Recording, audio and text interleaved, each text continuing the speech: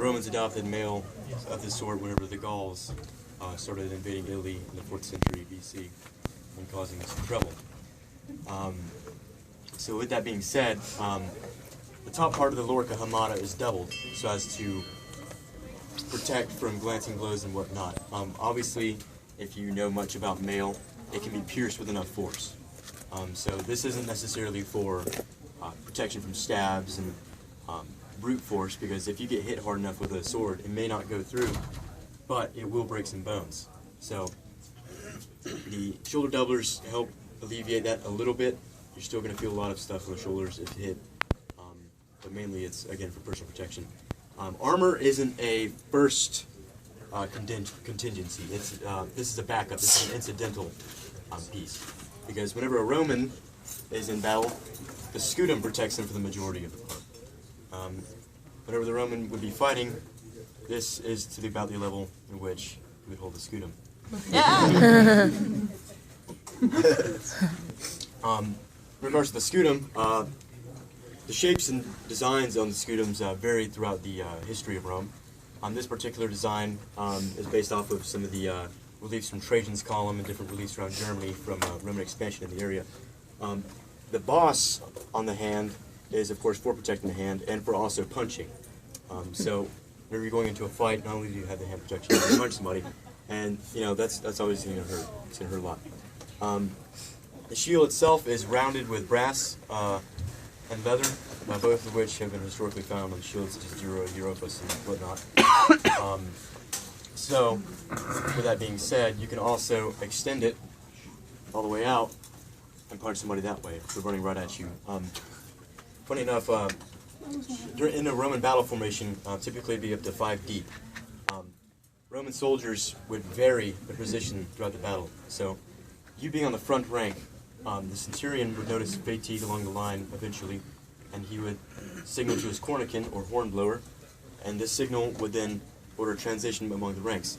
So this man would then simply just move all the way to the back, to the rear, and the man behind him would have his shield ready and his sword as well. So all he has to do is whenever the man in front of him moves, the guy that man was fighting, if he didn't incapacitate him, he just moves forward, hits him with a shield, and goes in for a step. And again, contrary to Hollywood, Romans weren't all about hacking and slashing and whatnot. You see this a lot in Gladiator, different films like that. All the Roman had to do was a simple maneuver of stabbing. Watch your eye.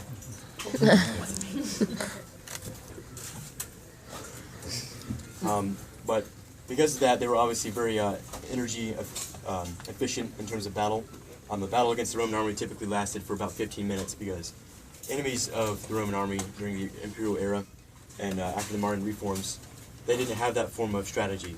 Strategy was from all the way down to a single man, all the way to the whole legion itself.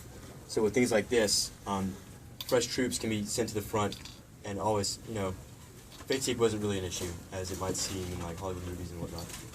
So with that, the Romans cleaned house. If you were in the front and you get your fighting done, you can get up, if the battle even lasted that long, you can get up to 45 minutes of rest before you have to fight again, because of the transition of the middle line. So we'll move on to another piece of his equipment, which is the gladius. The gladius is a Roman short sword. It is based off of, the first gladius that the Romans used was called the gladius hispaniensis. This was a sword that the Romans adopted from the Iberians and Spanish during their conquest of Iberia and Spain. Hence the name hispaniensis, which is loosely translated to Spain. Well, not really loosely. Hispania, Spain. It is, they made it of iron, of course. It was sharpened on the edges, but again, not a hacking weapon, it's more for stabbing. It had an ashwood hilt and bone, or it might even have a wood grip as well. So, Roman soldiers did not carry daggers, it was not issued to them, but the soldier could buy it on his own pay. It was called a pugio.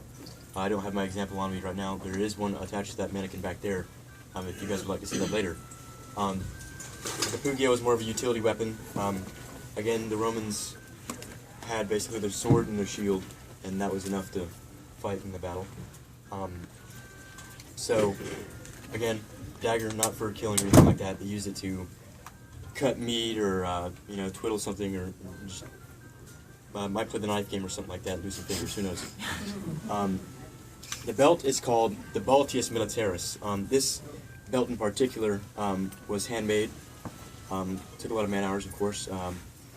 Made from goat skin leather. Well, not this particular isn't from my goat skin leather. I actually don't know what it's from. They didn't make it. But the design on the belts were typically to the soldier's discretion because it is his belt. It identifies him as a soldier. There are two things that identify a soldier in ancient Rome. When in the city of Rome, or in Italy in general, the soldier wouldn't have any of his weapons, he wouldn't have any of his armor. He would only have his tunic, the belt of the soldier, the Balteus Militaris, and caligae. These are basically the world's first cleats. They have hobnails at the bottom of them, and they are made from various strips of leather. These and boots called calci, or calci, depending on your pronunciation, were used throughout the various eras of Imperial Rome. They would often wear these with wool socks or linen or wool wraps around their legs and feet. So, that is how you would identify a soldier off duty, if not anything else. This is his canteen. I don't know the Latin word for canteen, which is pretty stupid since I knew all sorts of other stuff. It is coated with beeswax, and I think flax or something like that is used to thread it. But it's beeswax coated, so not pretty much you get honeyed water whenever you drink it, depending on how hot it is. Underneath his armor is a tunic, tunica militaris. The color of red is actually more of a Hollywood anachronism than it is historically. We don't know the colors of the Roman tunics, but it is suggested that through various literary sources and whatnot, that they may have been red, they may have been white, they could potentially be green, blue, whatnot. They just varied depending on the availability. It is also speculated that tunics didn't even have to match, really. But speaking of matching, a whole legion was not comprised of the same armor set over and over again. The Roman, in particular back there with the plated armor called lorica segmentata, thank you, gentlemen, that is a plated armor that was used for about a period of 200 years during the early Imperial Age to about 200 AD, during the crisis of the 3rd century. That was not as common as lorica hamata was, because of the simple fact the amount of time that would have to go into making the plated armor. But that is for protection against all forms of blows. But again, for this, it is a contingency for incident. But after the Marian reforms, the equipment of the Roman legionary was issued. By that, the government, or not the government, the consul or the praetor militaris, who would be in charge of the military, or in the imperial era, the imperial treasury, they would provide his sword, his armor, his shield, his helmet, his tunic, his caligae. Everything else is maintained by himself, including everything that is given to him. If he loses something, generally he would steal from another, as in the modern day military, or he would buy more, which sometimes, due to pay deficiencies, Roman soldiers, they were paid with what is known as salarium. Salary is derived from salarium, which means salt. They would give them salt because salt was very valuable back then.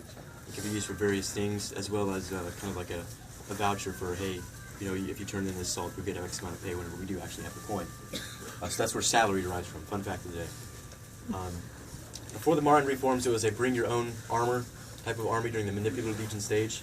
The Marian reforms were in 106 BC, so everything before that, up until about the early stages of the Republic, was a manipulative legion. Again, bring your own equipment. So if you're dirt poor, you were dirt out of luck too. You were going to get killed pretty fast because you had nothing. If you're really rich and you could afford a horse, you'd be cavalry. But heavy shock infantry, I suppose, is the main ground of the Roman legion. Auxiliaries are non-citizen Roman soldiers who would be issued armor that are more so hand-me-downs from the legion itself. Say a soldier retires from service. He would sign up for 25 years active duty. So 25 years, and you have various amounts of equipment to maintain, and you only get paid a certain amount of salary a year. It's the world's first standing army, but we derive a lot of the modern day etiquettes and logistical derivatives from the Roman army, such as issuing equipment and whatnot. But before I send him back and bring in a knight, does anybody have any questions? Yes. So are there no pants